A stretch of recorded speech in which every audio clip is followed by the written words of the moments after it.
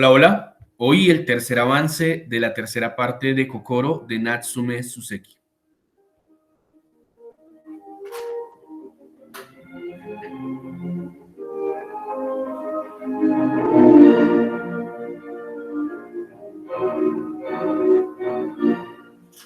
Voy a referirme a él aquí como K por conveniencia. K y yo éramos amigos desde la infancia. Si te digo desde la infancia, ya imaginarás que éramos del mismo pueblo. K era hijo de un bonzo de la escuela budista Shinsu. Por no ser el hijo mayor sino el segundo, fue adoptado por otra familia, la familia de un médico. En mi región, este grupo budista ejercía mucha influencia y sus miembros gozaban de una próspera situación económica. Por ejemplo, si uno de los bonzos tenía una hija en edad de casarse, los feligreses del templo siempre encontraban para ella el mejor partido. Además, ni siquiera pagaban los gastos de la boda. Es fácil entender, por tanto, que los templos de este grupo budista casi siempre eran ricos. En la casa donde nació K, la situación económica era también acomodada, aunque no sé si tendrían bastante dinero para mandar a su segundo hijo a estudiar a Tokio.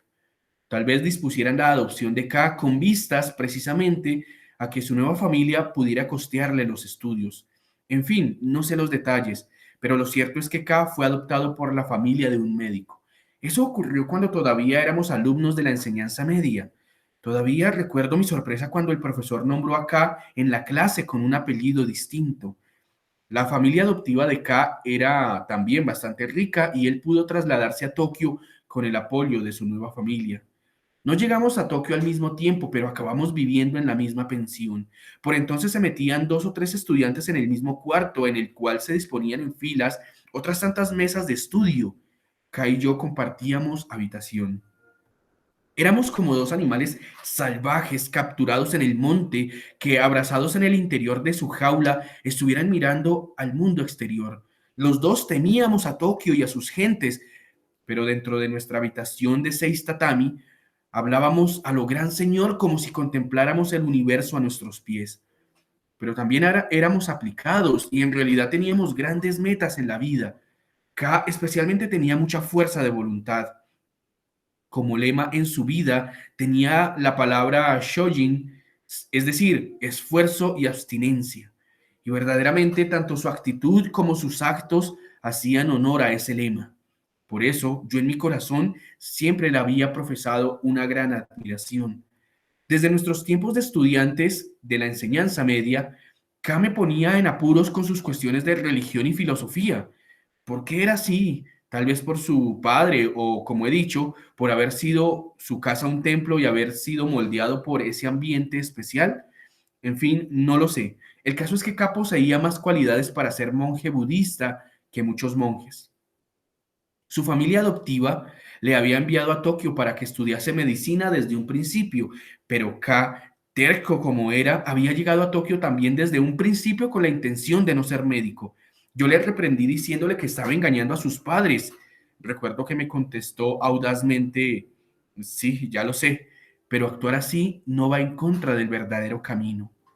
La palabra camino, utilizada entonces, creo que él mismo no la comprendía bien. Naturalmente, tampoco yo puedo decir que la comprendiera, pero para ambos, jóvenes de entonces, esa palabra tan vaga poseía un aura de nobleza. Sin comprenderla bien, nuestro corazón, al pensar en esa idea del camino, era invadido por tan altos sentimientos que el simple intento de movernos hacia ella eliminaba de nuestras acciones cualquier sombra de ruindad o bajeza. En fin, yo acabé aprobando sus ideas. No sé si esa aprobación sirvió para hacerle preservar en su conducta. De todos modos, puedo imaginar que aunque me hubiera opuesto firmemente a ella, conociendo su terquedad, él no iba a dejar de actuar de acuerdo con sus ideas. Aún así, con mi aprobación y aplauso, yo también asumía cierta responsabilidad y me hacía de alguna manera cómplice. De esto, pese a mi juventud, era perfectamente consciente entonces. En aquel momento, yo no debía de estar preparado para afrontar tal responsabilidad, pero en un futuro, al mirar atrás con ojos de adulto, sabía que tendría que dar cuenta de la parte de responsabilidad que me correspondía por haber aprobado el proceder de K.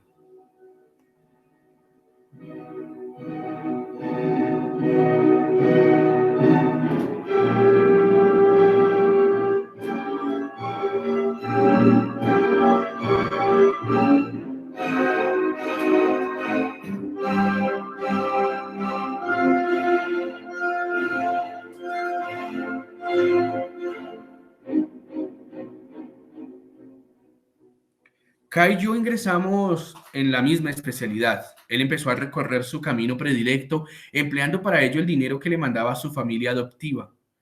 Nunca van a enterarse, decía, añadiendo con esa audacia típica suya, y aunque se enterasen, no pasaría nada. Mostraba más calma que yo. Cuando llegaron las primeras vacaciones de verano, desde que vivíamos en Tokio, él no volvió al pueblo. Decía que iba a quedarse estudiando y que para ello alquilaría la celda de un templo de Komagome. Cuando yo volví de las vacaciones, al principio de septiembre, efectivamente allí me lo encontré, encerrado en un sucio lugar cerca del Gran Canon. Su celda, de muy reducidas dimensiones, estaba al lado del edificio principal del templo. Parecía estar muy feliz por haber podido estudiar tan bien como lo había planeado. Me di cuenta entonces de que su vida poco a poco se iba asemejando a la de un verdadero bonzo. De su muñeca colgaba un rosario budista. Al preguntarle para qué le servía, me hizo con el pulgar el gesto de pasar las cuentas del rosario. Tuve la impresión de que realizaba muchas veces al día esa actividad, pero yo no entendí muy bien el significado. Si iba pasando una a una las cuentas del rosario, nunca habría un fin. ¿Qué debía sentir K para que sus dedos dejaran de desgranar cuencas? Es algo que no tiene importancia, pero que a menudo pienso todavía. En su celda vi también la Biblia. Hasta entonces había oído de su boca nombres de sutras, pero del cristianismo nunca le había oído hablar. Por eso me extrañé y no pude evitar preguntarle la razón de su interés. Me dijo, no hay una razón especial. Si tanta gente en el mundo haya gusto en leer la Biblia, ¿será que debe ser necesario leerla? Y añadió, espero tener ocasión también de leer el Corán. Parecía estar muy interesado en la expresión Mahoma y la espalda. El verano del segundo año, K, ante la insistencia de su familia adoptiva, regresó por fin al pueblo. Parece que no mencionó para nada el tema de sus estudios. Su familia, de cualquier modo, no se dio por enterada. Tú, que también has recibido una educación superior, sabrás que la sociedad es sorprendentemente ignorante de la vida de un estudiante o de las reglas de la vida universitaria. Cosas normales para nosotros no se saben simplemente fuera de la universidad. Nosotros mismos, respirando siempre el aire del interior de la vida universitaria, pensábamos que todo el mundo debe estar al corriente de los asuntos de la universidad, fueran grandes o pequeños. En este sentido, K sabía más de la sociedad que yo. Regresó a Tokio sin ningún problema. Recuerdo que al montar los dos en el tren que nos devolvía a la gran ciudad, le pregunté enseguida si había pasado algo en su casa. Me contestó, nada, no ha pasado nada. El tercer verano fue aquel año en el que juré no pisar más la tierra de la tumba de mis padres. Yo le aconsejé a K que volviera al pueblo de vacaciones, pero no me hizo caso. ¿De qué me va a servir volver todos los años al pueblo? Me respondió. Parecía que tenía intención de quedarse estudiando en Tokio. Viendo que no había manera de convencerle, me marché solo de Tokio. Sobre aquellos 2 meses tan agitados para mí, ya he escrito bastante, así que no volveré sobre ellos. En septiembre volví a ver acá. Estaba lleno de quejas y melancolía, e invadido de una tristeza causada por la soledad. También su destino había cambiado, al igual que el mío. Sin decirme nada, había confesado por carta a su familia adoptiva toda la falsedad a propósito de sus estudios. Desde un principio había tenido la intención de hacerlo. Creo que K deseaba que su familia entendiera que ya no había forma de cambiar las cosas y que era mejor que le dejaran a su aire. De todos modos, K no tenía intención de seguir engañándoles. Quizás sabía también que el engaño no podía tampoco perpetuarse.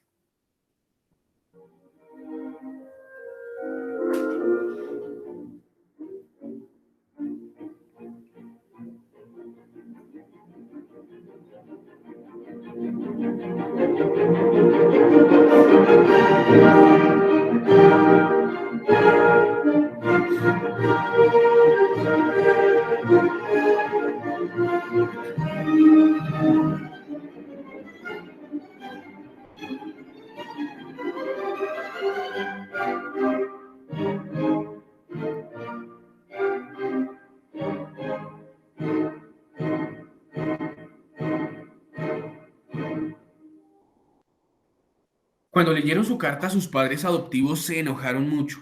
Con palabras duras le contestaron enseguida que a un hijo sin principios, capaz de haber engañado a sus padres, ya no le podían seguir enviando más dinero.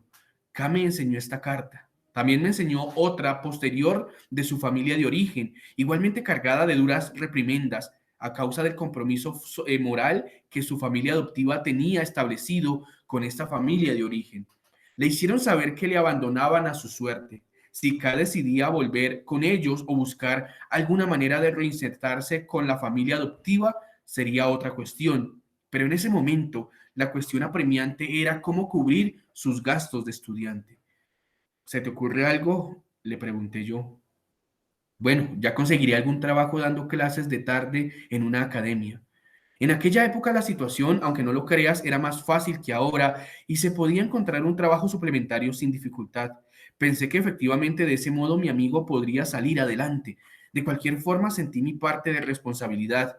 Cuando K había decidido seguir el camino deseado contra la voluntad de su familia adoptiva, yo le había expresado mi aprobación y como tampoco podía quedarme de brazos cruzados, no tardé en ofrecerle ayuda material, pero él la rechazó tajantemente. Le resultaba mucho más agradable buscarse la vida por sí mismo que ponerse bajo el ala protectora de un amigo. Dijo, quien ha llegado a la universidad y no es capaz de mantenerse por sí mismo no es un hombre. No quise herir sus sentimientos a cambio de satisfacer mi responsabilidad, así que retiré mi oferta y le dejé que hiciera las cosas a su aire. K no tardó en encontrar el trabajo que buscaba. Yo podía imaginar, sin embargo, lo duro que debía de resultar ese trabajo a él, que valoraba tanto el tiempo. Sin abandonar sus estudios y con esa nueva carga sobre sus hombros, estaba siempre a la carrera. Empecé a preocuparme de su salud, pero era terco y nunca hacía caso de mis consejos. La relación entre su familia adoptiva iba a peor. Por falta de tiempo ya no teníamos ocasión de hablar como antes. Por eso no pude enterarme de los detalles, pero sabía que la situación iba de mal en peor. Supe, por ejemplo, que hubo un mediador que intentó arreglar las cosas. Ese mediador le exigió a K que volviera al pueblo, pero K se negó y no hizo caso. La razón que dio era que estaba a mitad de curso y le resultaba imposible abandonar sus estudios, pero la familia adoptiva lo interpretó como una obstinación de K. La situación se volvió más tensa. Al tiempo que hería los sentimientos de su familia adoptiva, provocaba el disgusto de su familia de origen. No me inquieté mucho y escribí una carta para intentar quitarle hierro a la situación, pero fue en vano, pues mi carta fue ignorada, no mereciendo siquiera una respuesta. Yo también me disgusté. Hasta entonces las circunstancias me habían impulsado a sentir compasión por K, pero ahora me puse resueltamente de su lado sin pensar si era o no correcto. Finalmente, K decidió reinsertarse en su familia de origen, la cual acordó pagar a la familia adoptiva todo el dinero desembolsado por los estudios de K. Sin embargo, su familia de origen no iba a hacer más y por así decir, se lavaba las manos. K debía buscarse la vida. En resumidas cuentas, y por emplear una expresión antigua, K fue proscrito del hogar paterno. Tal vez esto suena demasiado tremendo, pero el mismo K así se lo tomó. Su madre ya había muerto. Una parte de su carácter obedecía al hecho de haber sido criado por una madrastra. Creo que si hubiera tenido una madre a su lado en esos momentos, la relación con su familia no se hubiera resentido tanto. Ya he dicho que su padre era un bonzo, pero por su sentido del deber, más que un hombre de religión, parecía un samurái.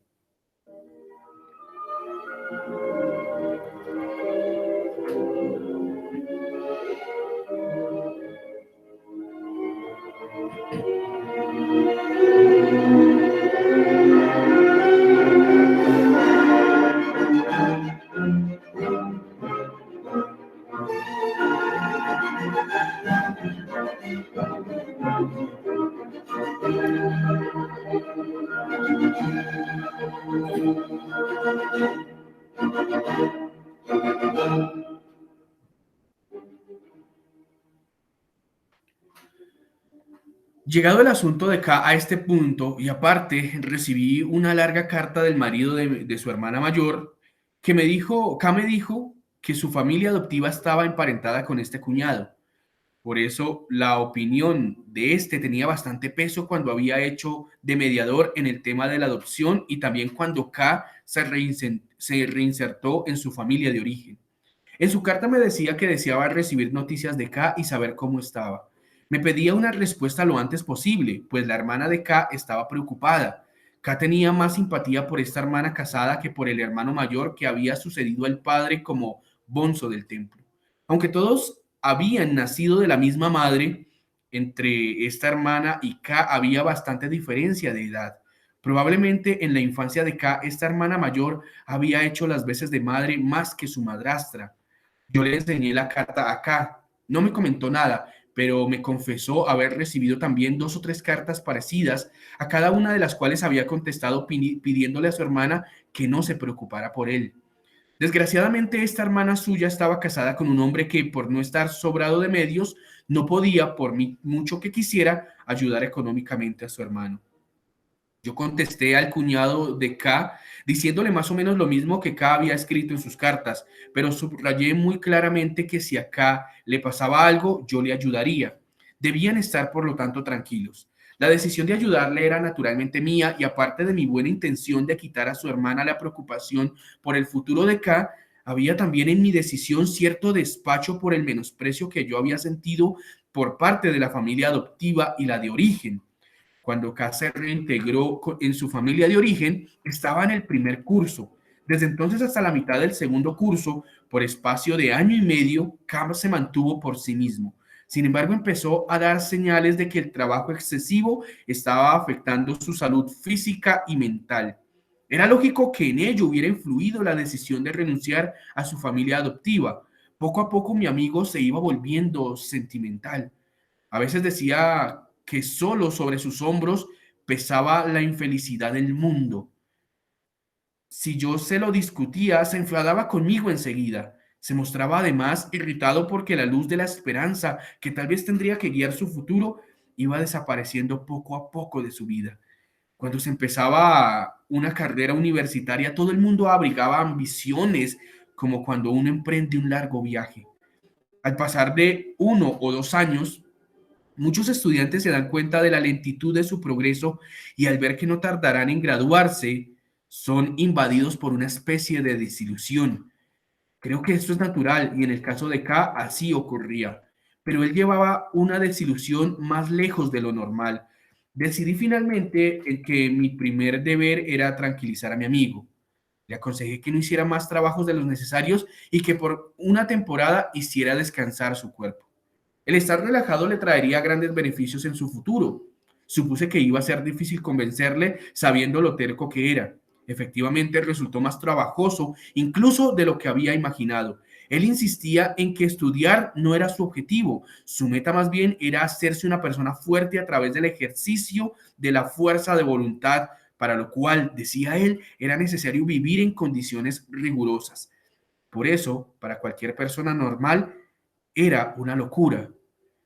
Su voluntad, además sometida a ese rigor, no se fortalecería, antes bien, lo estaba poniendo al borde de la neurastenia. Al no tener otro recurso, fingí estar de acuerdo con él y le dije que yo también deseaba llevar una vida precisamente como la suya. A decir verdad, mis palabras no eran del todo insinceras, pues a fuerza de oír sus razones tan convincentes como eran, me había ido dejando arrastrar por sus ideas. Finalmente le propuse que viniera a vivir conmigo a fin de recorrer juntos ese camino de superación y esfuerzo. A causa de su terquedad, por tanto, no me había quedado más remedio que someterme a él y de esa forma conseguir traérmelo a la casa donde yo vivía.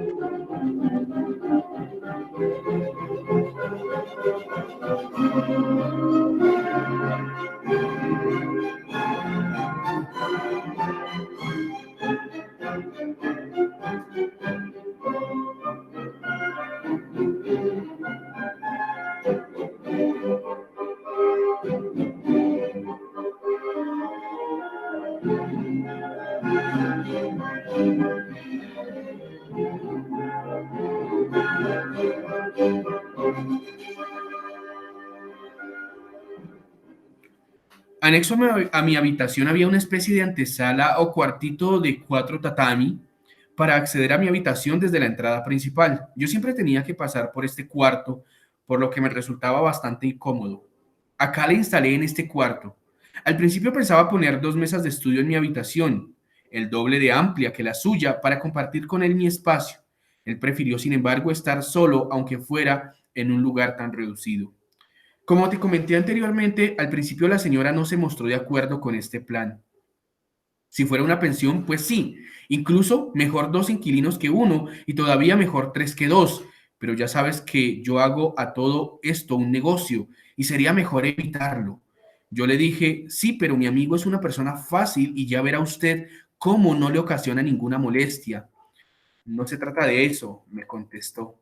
Simplemente es que no quisiera meter bajo mi mismo techo a alguien que no conozco bien. Pero era el mismo caso conmigo, ¿no?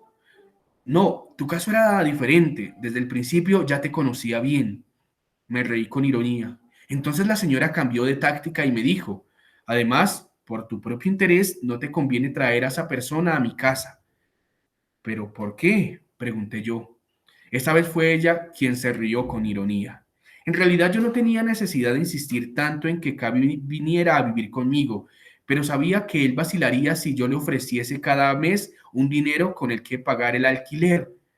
Tenía un espíritu tan independiente.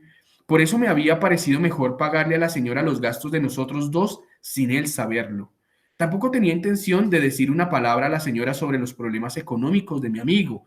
Me limité a contarle algo acerca de sus problemas de salud.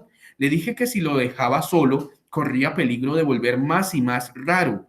Le conté también todo lo que le había ocurrido con su familia adoptiva y su ruptura con su familia de origen. Le dije además a la señora que pensaba hacerme cargo de él, tomarla entre mis brazos como se toma a alguien que está ahogándose y darle calor con mi cuerpo. Le pedí finalmente que ella y su hija tratasen a mi amigo con amabilidad. Al llegar a este punto, ya la había convencido. De esa conversación no le dije nada acá y me alegré de que no llegara a enterarse de las circunstancias en que iba a pasar a vivir con nosotros. Cuando hizo la mudanza le recibí con aire distraído, como si tal cosa. La señora y su hija le ayudaron amablemente a poner cada cosa en su sitio. Yo estaba muy contento, pues comprendí que toda su amabilidad procedía de su simpatía hacia mí. K, por su parte, mostraba su habitual inexpresión de indiferencia. Cuando le pregunté acá su opinión sobre su nuevo domicilio, me dijo simplemente, bueno, no está mal. En mi opinión, creo que el lugar merecía algo más que ese seco no está mal, sobre todo teniendo en cuenta dónde vivía él antes, un cuarto sucio y húmedo orientado hacia el norte. Su alimentación entonces estaba acorde a la calidad del cuarto. Al trasladarse a mi casa, su situación cambió radicalmente. Era como un pájaro que sale de una profunda cima y se sube a un árbol alto. El no apreciarlo era debido a su obstinación y también a sus principios. Habiendo sido educado en medio de las enseñanzas budistas, pensaba que permitirse ciertos lujos en la comida, vestido y vivienda era algo inmoral. Tal vez por haber leído historias de bonzos virtuosos y de santos cristianos, estaba inclinado a considerar el cuerpo y el alma como entidades separadas. Posiblemente sentía que si maltrataba la carne iba a aumentar el grado de iluminación de su espíritu. Yo adopté la línea de no oponerme a él en lo posible. La táctica era sacar el hielo al sol para que se derritiera y transformara en agua tibia. De esa forma, él mismo vendría a darse cuenta.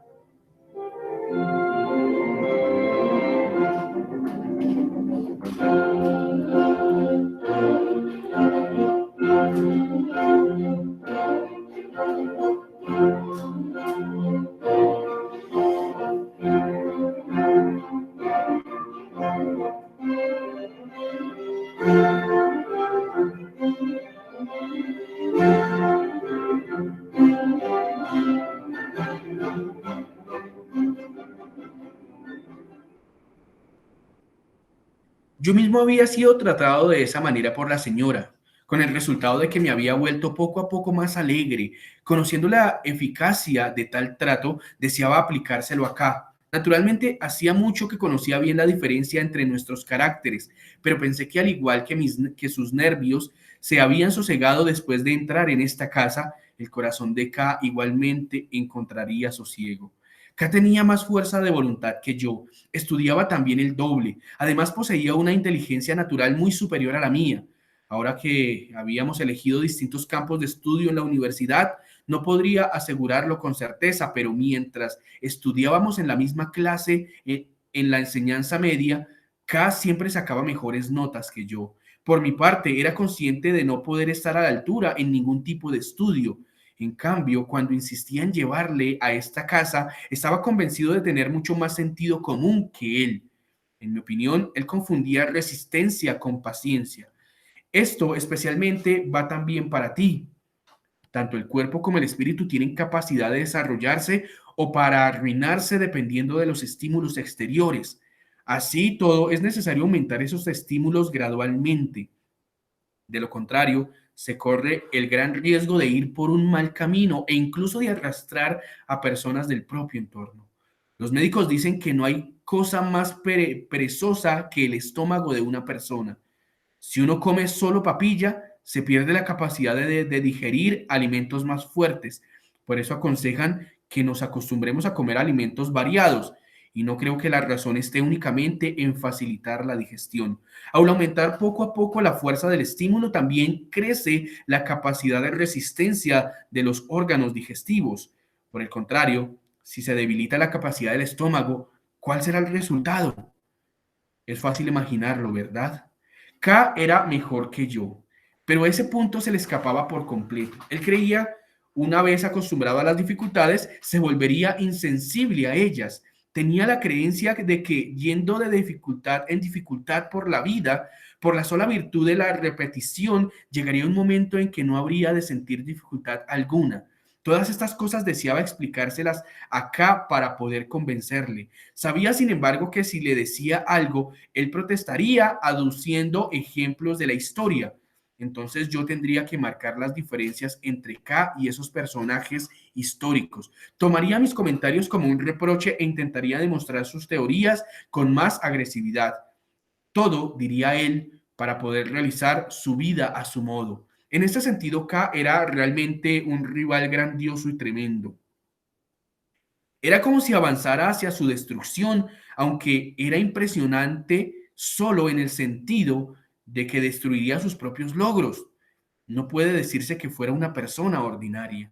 En fin, conociendo bien el carácter, preferí no decirle nada. Además, me parecía que era víctima de un estado de neurestemia. Era evidente que su intento de convencerle se estrellaría contra su furor. Tampoco es que me importara pelearme con él, pero se me partía el corazón al pensar que mi buen amigo podía acabar en la misma soledad que yo había sufrido dolorosamente en mi reciente pasado. Avanzar un paso más y dejarle caer en esa soledad era una idea que no soportaba. Por todo eso, después de mudarse él a la casa, no le dije nada parecido a un reproche durante bastante tiempo. Simplemente observaba cómo le afectaban las circunstancias del nuevo ambiente.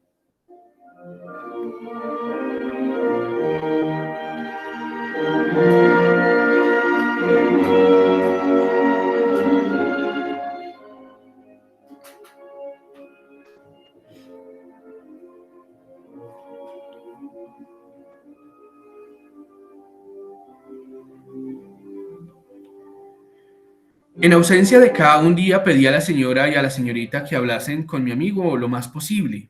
No cabía duda. El mutismo en el que se había encerrado le perjudicaba a todas luces. No podía dejar de creer que su corazón, como un trozo de hierro en desuso, había acabado oxidándose.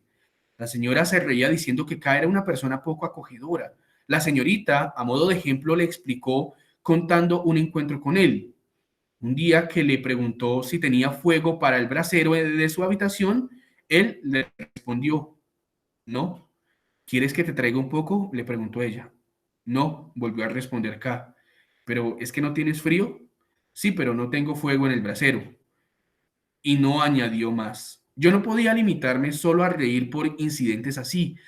Lo sentía por ellas y sentía que era mi deber explicarles la conducta de mi amigo. Era primavera y por lo tanto tampoco había tanta necesidad de tener fuego en el brasero, pero aún así ellas tenían razón al decir que K era poco acogedor. Yo me esforzaba lo más posible por consiguiente en hacer que estas dos mujeres se comunicasen con K. Intentaba aproximarles a los tres, por ejemplo, llamándolas a ellas cuando K y yo estábamos hablando, o cuando ellas y yo estábamos en el mismo lugar, trayendo a K. Buscaba, en fin, el medio mejor para cada caso. Por supuesto, a K no le agradaba demasiado mi táctica. En una ocasión se levantó y se fue. En otra, no se presentó pese a llamarle repetidas veces. Me decía, ¿es que te diviertes hablando de tonterías? Yo me limitaba a sonreír, pero en mi corazón comprendía muy bien que K me despreciara. Tal vez, en cierto modo, era yo merecedor de su desprecio. Sus miras eran seguramente mucho más elevadas que las mías, no lo niego, pero tener la mirada puesta en las alturas y no poder ver otras cosas no es propio de un minusválido. Pensé que en primer lugar y por encima de todo tenía que ayudar acá a ser más humano. Descubrí que aunque su cabeza estuviese llena de imágenes de santos y de grandes hombres, si él mismo no se convertía desde dentro en un gran hombre, todo era inútil. El primer paso para hacerle más humano consistía en sentarle al lado de una mujer, hacerle respirar aquel ambiente y con sangre nueva renovar su oxidada sangre. Poco a poco, esta prueba fue saliendo bien. Al principio parecía muy difícil, pero finalmente juntarse se fue haciendo poco a poco una realidad. K parecía ir reconociendo la existencia de un mundo aparte del propio. Un día incluso me dijo que las mujeres no eran tan despreciables. Creo que en un principio había exigido de las mujeres los mismos conocimientos y estudios que tenía yo, pero no pudo encontrarlos. No tardó en experimentar desdén por ellas. Hasta entonces K no había sabido que hay una forma diferente de juzgar a hombres y a mujeres. Observaba a unos y a otros bajo el mismo prisma. Le dije que si nosotros dos seguíamos discutiendo solos, no podíamos hacer otra cosa que avanzar en la misma recta. Me contestó que tenía razón. Entonces yo estaba tan enamorado de la señorita que esas palabras mías brotaban naturalmente, pero de ese amor, sumergido bajo la superficie de mi alma, no le dije nada acá ni una palabra. Me resultaba muy divertido ver cómo K, que parecía estar encerrado en los muros de sus libros, iba poco a poco saliendo fuera. Desde el comienzo, ese había sido mi propósito, así que no podía dejar de alegrarme. No le participé esa alegría, pero sí a las dos mujeres a quienes conté lo que yo pensaba, y ellas por su parte también parecían alegrarse.